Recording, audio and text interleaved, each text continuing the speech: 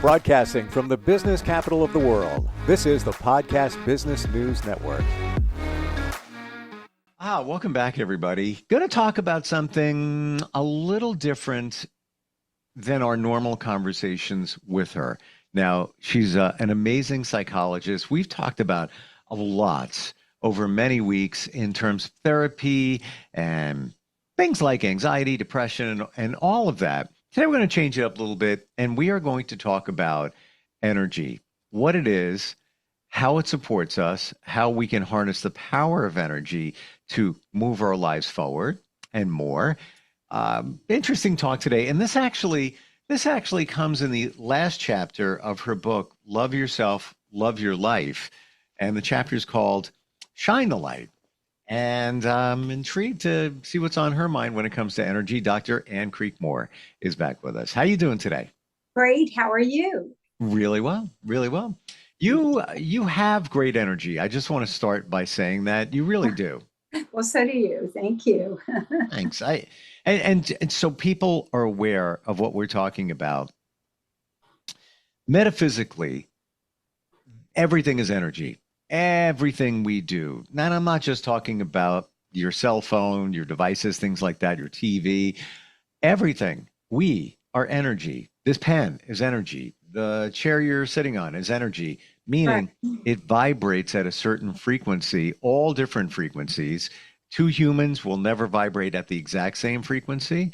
And that's kind of where it starts. And Mr. Einstein, the scientist back in the day, started talking about this, and a lot of us really didn't listen to it. Now more and more people are seeing it. There's scientific evidence on and on and on about this thing called energy. What would you say about energy? What would you want people to know about it? Well, I think what you were saying, I mean, everything is energy. And energy cannot be, created or destroyed. It is there. And it's a field, or if you will, they sometimes call it the 0-point field, where, you can create from that level. That when you connect to energy, you create. That can be related to positive thinking, cognitive behavioral therapy, that they find that in quantum physics that, your thoughts create. And I describe it in a, kind of the scientific way, that the thoughts are creating your feelings create your behaviors create your outcomes, right? But I mean, it's actually like there's energy there, and there's a lot of science around that as well. That there's a book by Lynn McTaggart called The Field, which she's a journalist that did, and it's a really good book, easy to read, about different studies that showed the impact of our energy on various various dimensions, if you will, in the sense of, for example, I'll just give you one little one that a lot of people like, and we might have already discussed this, you can stop me, but just they did a study of, how little baby animals will imprint on the first object they see the mother. And so they did a study where they took little robot machines, and they measured they turned them on, let them be in a room, and they measured their path. And then they compared it, that was the control group. And then they did the same thing, but put a bunch of little baby chicks in the corner of the room. And then they turned on the machines and the little robots. And then they just measured their paths. And they found them to be walking towards those little chicks that are sending out this emotional need for mommy, they're imprinting on the first object, which in this case was little machines, and that passion or that energy, in a sense, that they theorized was impacting on these little machines, because they were moving towards the baby chicks at a statistically significant different rate compared to the control group that was more of a random one. So that's just one study that they had, and I can give you another study if you're interested, or you want to ask some questions about it too. I've just there's a book on it. You said something that I've never heard before, that energy can't be destroyed. And that, now that I think about it, it does make sense because Mhm. how would you destroy energy? And if you could or try to, it would just take another form and shape. Exactly. Exactly. Hmm. And for those who, hear this whole thing about energy and they're like, man, I don't know about that. We do it all the time. When you say to somebody, hey, I'm sending prayers for your surgery or Mhm. positive vibes, for Right. Prayer that energy. test you got coming Mhm. up. Uh, Right. People have been doing that forever. You are sending positive energy. And when we say, positive vibes, what you're saying is positive vibration, and Exactly. all energy vibrates at a certain Right. frequency. Right. So we've been doing this. Bob Marley made songs in the early 70s, mid 70s.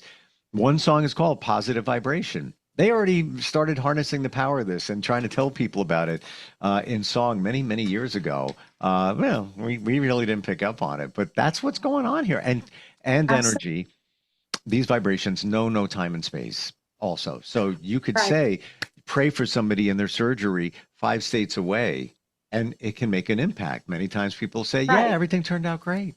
Yeah, it's kind of like the underlying spiritual law of the energy underlying prayer, if you will, or underlying cognitive behavioral therapy. But they find that it does, and now the nurses, they do healing touch therapy, Hmm. which is not touching the patient, but doing hands-on kind of more Reiki kinds of, it's not Reiki, but it's healing touch, it's called, they teach it. And that energy is transmitted as soothing or healing to patients without touching them.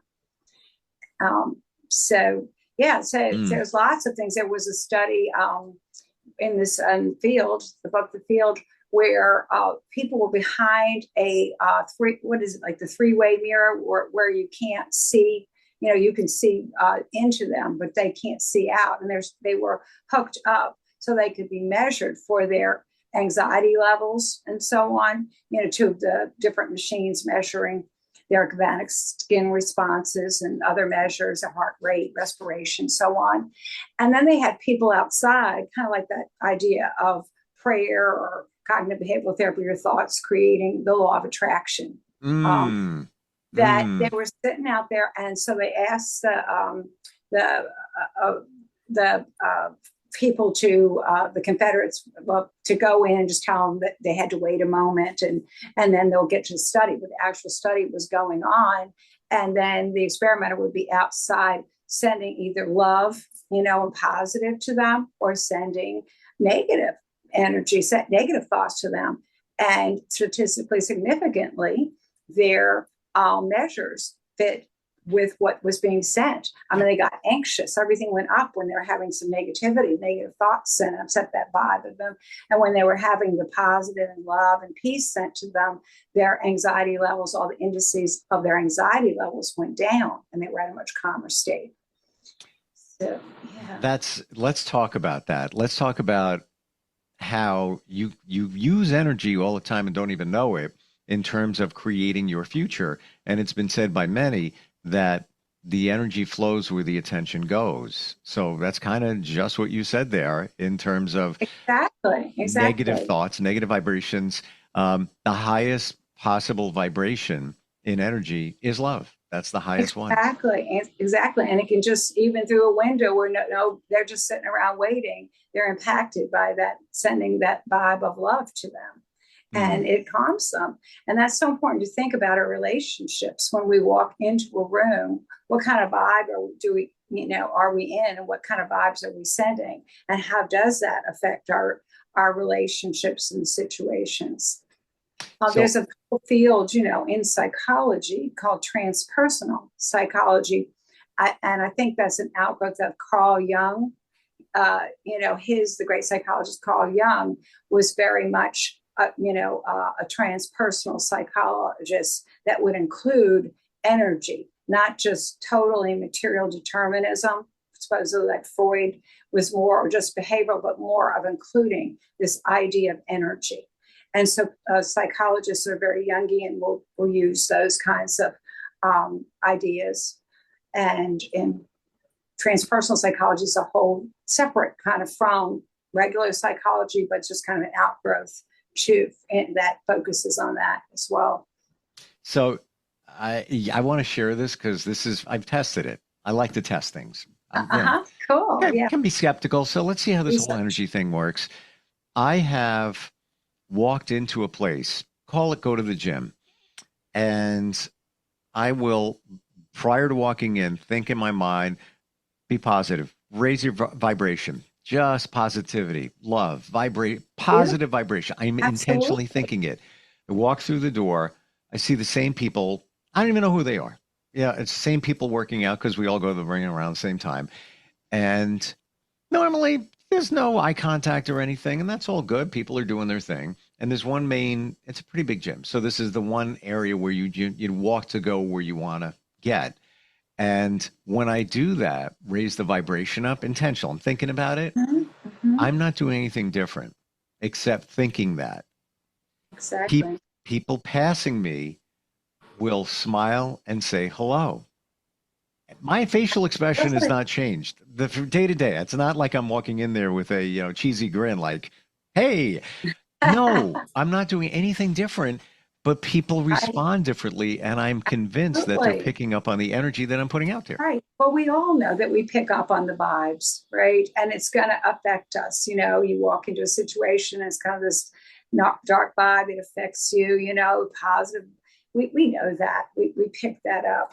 So, yes, but the point is you can use that. You can be proactive and get yourself into a place of gratitude and love and inner peace with your breath work and your positive thoughts. And then you are creating a better environment, better response to yourself wherever you go. You can choose to do that. So I'm going to give you another example of energy in action. And this is with inanimate objects.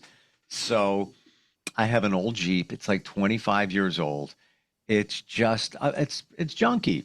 And I love it because I use it to just transport my kayaks. It's and that's my Zen thing when the weather is warmer. Yeah. I even joke around and say that, the Jeep is in hospice because it's always on its last, it's rusting away and everything. So I would have some issues with it, be driving, belt would go or something else. And I'd get angry. I'm like, you piece of junk. Really? Come on, another and I would just be negative, and then it would break down again. So last year I fixed it, got it to the point where it's running okay, getting the job done. And then I would say, I appreciate you. We'd go out kayaking, and I'd come back and I would thank my Jeep. I would say, thank you. We had a great day together. I'm grateful that I have you, just and I don't have to worry about locking it. And it's just, then I feel like a kid driving it. It's just, it has not broken down since. Absolutely. And it's that energy. Well, that's a good example from your life that's similar to that study about the baby chicks. I mean, the baby chicks are sending out that vibe of need and wanting that love from their mommies, and then all the inanimate objects, these robots, are moving in their direction. And so it's having an effect on energy, including inanimate energy. Then there's also energy healing. So that part, many different forms. Reiki is one of them, where somebody, loosely described here, is sending positive energy to you. They've been trained, they've been attuned to be able to send that energy, which makes us feel better, lighter, more clarity, clears up some mucked up energy from, past traumas and things like that, right? Right, absolutely. Then that fits what I was saying about the healing touch therapy, which is a whole kind of brand of healing and included in the medical professions now, that the nurses do with just the hands-on kind of healing, which is like Reiki, but even more specific. They have a whole lot of things techniques. And you get accredited in it, and you can use it as a nurse or a medical professional. That's a great believe. point that you bring up, Ann, because Uh-huh. the medical community has now taken note of what we're talking about here. And there are some hospital surgery suites where a Reiki master will come in before a procedure, and not just to Reiki the patient, but also the doctors and the staff for the best outcome. This would be going on more often, except insurance companies don't want extra people in the surgery area. It's not like I think many patients, honestly, if I was having surgery and I could have a Reiki master in there, Reiki, me and the doctors and the nurses and a technician, anesthesiologist, I would pay out of pocket for it. I'm good with it. I want for my surgery the best outcome. So Right. whatever I Well, can do to make yeah. it better, you know? Right. Absolutely. Yeah, but the insurance companies don't want an extra body in there. I guess it's a Yeah. liability. It's not even about them paying for it, but maybe someday insurance companies will be paying for Right. treatments like that. And when we talk about energy healing, Well, right. sound, how about that? Yes, Right? absolutely. Music, sound, vibrations, all Hmm. these have been found to have impact, right? Yeah. Positive impact. And all right, Used. let's look at that for a second. When we talk about sound, and people who are trained in it can use sound bowls, cymbals, triangles, all different ways to produce a frequency, certain frequencies, not just any, but it's intentional to help you heal. I believe that 528 hertz is the frequency of love. I'm pretty sure Oh, it's right around that just, territory. mhm. But they'll strike these instruments, and the energy, again, what is sound? It's vibration, will get out and then hit the target, being your ears, or you just feel it. You're just feeling the energy. Um, and for anybody who like hears that and like, oh, really, how's that even going to work? How's that going to heal? I consider this. When you listen to music, what are you listening to? Mhm. A vibration. That's what produces the Right, sound in the music. right. And Why? it sends you to a beautiful place. Thank you. Why are we listening to music? There's always an intention. What's the intention? I want to be happy. Maybe I want to feel sad. Maybe I Yeah, want to feel nostalgic. right, There's a right. reason that it works on you. Same thing with sound bowls and energy healing. Absolutely. I mean, it's all sound and music. So, and what did you say? The hertz was by 5 point. What did you say? 520 hertz is the Uh, frequency of love. I'm pretty sure it's up that high. oh, It's a okay. yeah. Well, the other That is thing so is interesting. too, you can go on YouTube, you can go on Spotify, and you can even type in sound healing, energy healing, and you'll get There music that's are produced. podcasts. I think I've seen them where yeah, that you can play them. Yeah, Good for yeah. sleep or um, anxiety. Um, and yeah, just the vibrations. There's this there's a device now that affects the vagus nerve. I heard some people have been using it too, that they could put the set the measurement at a certain level. I don't know if it's that. Maybe I'll find out. This is getting me interested. But that you wear it and you can actually put it on for calming yourself, calming your vagus nerve, or even energizing if there's depression and stuff, that you set the vibration. It's just a little wristband. It's not invasive, anything. It's just a little vibration. You'd be feeling at your wrist or whatever. And it is having a good effect on, people's anxiety levels or depression. Mm. And so that's part of more of the holistic, uh, like the Reiki and so on, the healing touch therapy that's having a positive effect. And there's research on it. It's just, that would be more into the integrative medicine or functional medicine area that those people, those physicians who have a medical degree, but then when you've got a specialty in the health area, the root functioning, integrative or functional medicine, they would be the ones to talk to about that kind of research more. and could speak to that. What other thoughts should we share about energy? You tell me. You're very well versed. I'm just picking it up I'm in terms of thinking about.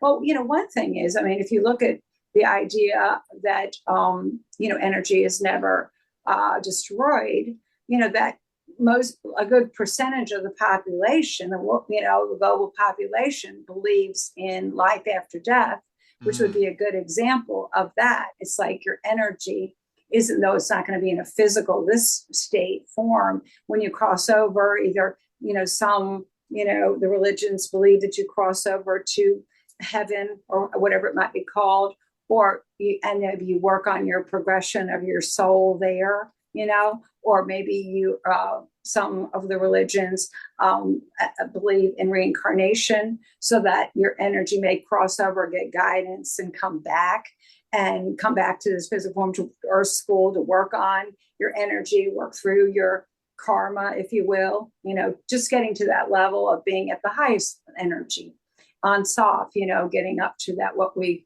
want to be at that total level of love and peace. But that the idea is that our energy transmutes or transforms versus being destroyed. That's mostly what the majority of people would believe, not everybody. Yeah, but there are some that believe that we are spiritual beings in a human container, and once the container breaks down like a car, and then it doesn't work anymore, there are some believing, many, that our energy, our spirit, is still around. It's still exactly, in some form, of course. Yeah, definitely. And that's a good example of the energy. I based on evidence, journey, all of that, I'm believing that we are spiritual beings in these human vessels, if you will. Yeah, absolutely. It's even get to our highest level of love and peace, and well, yes, that's what it's all about. The highest vibration, Exactly. I know we went a little woo-woo today, but for good reason, because that's okay. We don't want to be boring. No, a lot of this holds the key to many of our futures and answers why, stuck energy. You think of everything we go through as humans and the different energetic situations that we're involved with, in our evolution. And it stands to reason that energy could get stuck in you, and that's why you need an energy healer, to help you out with that. Absolutely. The therapy or hypnosis, where you can heal those wounds with you, those blockages, so that you can be at that love and peace, that creating the good in your life, yourself, and your environment. PsychologyToday.com. Best way to find you. Just do a search for Dr. Ann Creekmore. That's Ann with an E, and Creekmore spelled exactly how it sounds. You can do things virtually. You're not an energy healer per se, but certainly on the psychological aspect. And your book, there's full details on that. Pen name, by the way, is AP Filosa on the book. And so much great insight. I'm gratified that more and more people are finally accepting this energy thing. Science proves it. We just, we just push it away, but it's real. Right. We need it all. Yeah. Well, thank you for the positive vibes, and thanks for being here today.